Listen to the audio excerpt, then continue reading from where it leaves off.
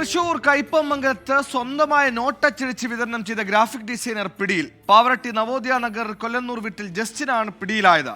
കള്ളനോട്ടുണ്ടാക്കാൻ ഉപയോഗിച്ച സാമഗ്രികൾ പോലീസ് കണ്ടെടുത്തു. സുരജ് സജി തൃശൂരിൽ ചേരുന്നു. സുരജ്, വലിയ രീതിയിൽ അല്ലെങ്കിൽ വലിയ ക്വാണ്ടിറ്റിയിൽ കള്ളനോട്ട് പിടികൂടിയിട്ടുണ്ടോ? എന്തൊക്കെയാണ് വിവരങ്ങൾ? കൂടുതൽ പേർക്ക് പങ്കുണ്ടോ? സുഹൈൽ 6 മാസമായി നടന്നു വന്ന തട്ടിപ്പാണ് ഇപ്പോൾ പുറത്തു വന്നിരിക്കുന്നത്. 50 രൂപ മുദ്രപത്രത്തിലാണ് ഈ 500ന്റെ കള്ളനോട്ടുകൾ അച്ചടിച്ചിരുന്നത്. പാവറട്ടി സ്വദേശിയായിട്ടുള്ള ജസ്റ്റിൻ 39 വയസ്സായിരുന്നു. 50 രൂപ മുദ്രപത്രത്തിൽ 2 500ന്റെ നോട്ട് വീതം പ്രിന്റ് ചെയ്തെടുക്കും. ഗ്രാഫിക് ഡിസൈനറാണ് ഈ ജസ്റ്റിൻ.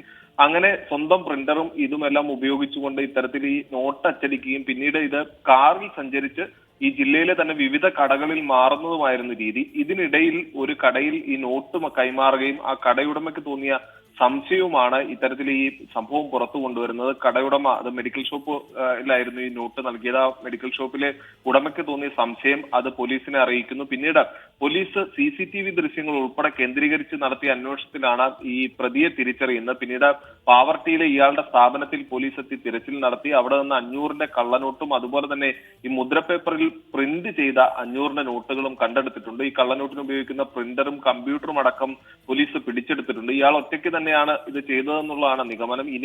ഇതിൽ കൂടുതൽ ആളുകൾക്ക് പങ്കുണ്ടോ എന്നത് സംബന്ധിച്ചെല്ലാം തന്നെ പോലീസ് അന്വേഷണം ആരംഭിച്ചിട്ടുണ്ട്. ഈ നോട്ടുകൾ വേറെ ആർക്കെങ്കിലും കൈമാറിയിട്ടുണ്ടായിരുന്നോ എന്നത് സംബന്ധിച്ചെല്ലാം തന്നെ പോലീസ് വിശദമായ അന്വേഷണത്തിലേക്ക് കടന്നിട്ടുണ്ട്. ശരി, സുരജ് സജിയാണ് വാർത്തയുടെ വിശദാംശങ്ങൾ നൽകിയത്.